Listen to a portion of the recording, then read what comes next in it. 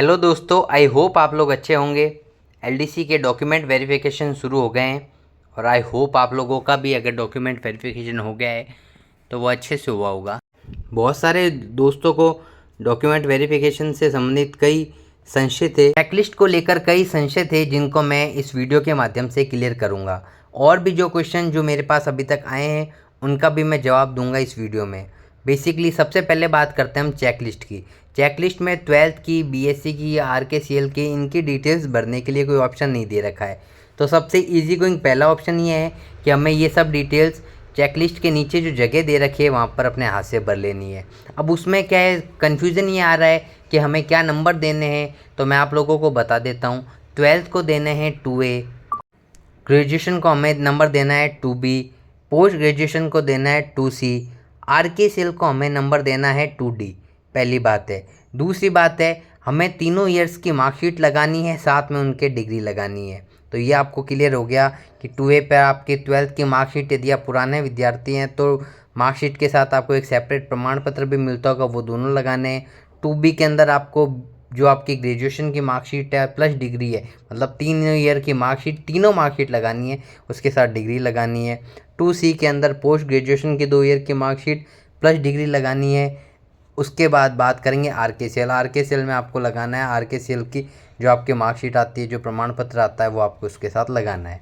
अब बात करते हैं अंतिम शिक्षण संस्था वाला जो प्रमाण पत्र है वो कहाँ लगेगा, तो वो लगेगा 16 नंबर पे। 16 नंबर का मतलब है सबसे लास्ट में। 15 नंबर पे आप लोग आधार कार्ड, ड्राइविंग लाइसेंस अपलोड करेंगे। 16 नंबर मतलब सबसे लास्ट में आपको अंतिम शैक्षणिक संस्था वाला जो चरित्र प्रमाण पत्र है वो आपको अपलोड करना होगा। यदि आप लोगों को फिर भी नहीं समझ आ रहा है कि हमें कैसे परफॉर्मा बनाना है, कैसे हमें हाथ से लिखना है, तो ये देखिए मैंने एक परफॉर्मा अभी आप लोगों के लिए लगा दिया है। सेम इस हिसाब से आपको परफॉर्मा बनाना है। आप इसे अपने हाथ से लिखिए और इसमें जो भी आपकी जो एंट्रीज है वो आप भर दीजिए।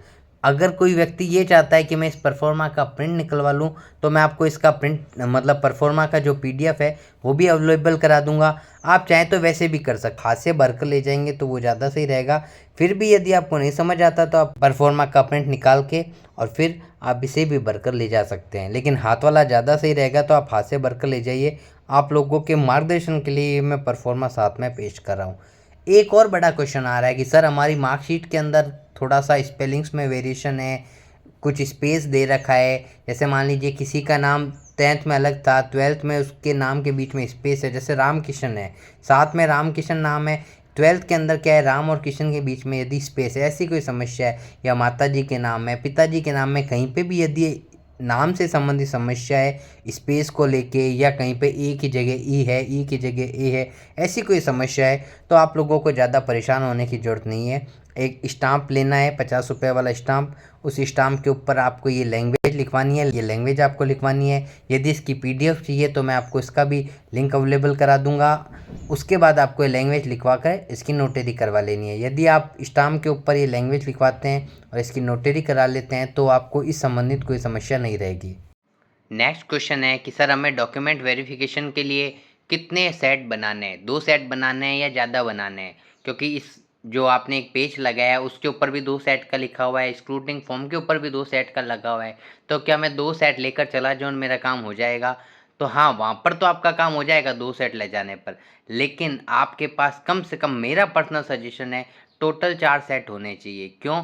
2 सेट आपको वहाँ पे जमा करवाने हैं, 1 सेट आपको ज्वाइनिंग वाले टाइम चाहिएगा। डॉक्यूमेंट्स का जो 1 सेट है वो आपको ज्वाइनिंग वाले समय चाहिएगा, और जो लास्ट सेट है वो आपको भविष्य में कभी मांगा जाए तो आपको उसके लिए रखना चाहिए संभाल के। यदि आप 2 ही सेट करवाते हैं फोटोकॉपी और आप वहाँ जाकर दे के आ जाते हैं, तो यदि भविष्य में या ज्वाइनिंग वाले टाइम कभी भी आपको शपथ पत्र, डॉक्यूमेंट वेरिफिकेशन वापस, कई बार हो जाता है डॉक्यूमेंट वेरिफिकेशन कई सालों बाद, अभी भी हुआ था रिसेंटली, पुरानी भर्तियों के डॉक्यूमेंट वेरिफिकेशन वापस हुए थे।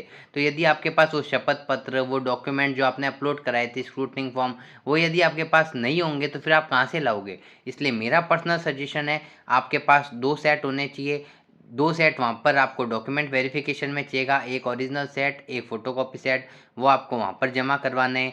एक जो तीसरा सेट है वो आपको जब आप ज्वाइनिंग करोगे तब आपको चाहिएगा, और एक चौथा सेट जो आपको भविष्य के लिए संभाल कर रखना है। मैं तो आपको ये सजेस्ट करूँगा कि डॉक्यूमेंट वेरिफिकेशन में जो 2 सेट चाहिए उसके अतिरिक्त 2 सेट आपके पास होने चाहिए। एक भविष्य के लिए रखने के लिए, एक जॉइनिंग वाले टाइम के लिए। साथ में यदि आप चाहते हैं कि मेरे को इसकी सॉफ्ट कॉपी बनवानी है, मेरे को इसकी पीडीएफ बना के रखनी है, तो आप वो बना कर रख लीजिए, उसमें कोई दिक्कत नहीं है। लेकिन हार्ड कॉपी भी कम से कम आपको 4 रखनी चाहिए, 2 डीवी के लिए, एक जॉइनिंग वाले टाइम के लिए और एक भविष्य में कभी चाहिए उसके लिए आपको रखनी चाहिए। ये मेरा पर्सनल व्यक्तिगत सुझाव है आप लोगों को। तो आज हमने बात की है 3 मुद्दों के ऊपर। पहला, चेकलिस्ट संबंधी समस्या मेरे ख्याल से पूरी क्लियर हो गई होगी। यदि फिर भी कोई कन्फ्यूजन है तो आप कमेंट कर दीजिए। दूसरी थी, माता पिता के नाम में स्पेस हो या कोई स्पेलिंग मिस्टेक हो या खुद के नाम में मिस्टेक हो, उससे संबंधित भी मैंने आपको बता दिया क्या लैंग्वेज लिखनी है, ये आपको मैंने बता दिया है। तीसरी बात थी, डॉक्यूमेंट के कितने सेट चाहिए, तो मेरे ख्याल से 2 सेट डीवी के लिए चाहिए, 2 सेट आपको भविष्य के लिए करवा के रखने चाहिए। और भी यदि एलडीसी डॉक्यूमेंट वेरिफिकेशन से संबंधित कोई क्वेश्चन आपके दिमाग में हो तो आप कमेंट बॉक्स में लिखिएगा, मैं आपको ज़रूर जवाब दूंगा। यदि आपको ये वीडियो अच्छा लगा हो तो वीडियो को लाइक कीजिए, हमारे चैनल को सब्सक्राइब कीजिए। जय हिंद, जय भारत।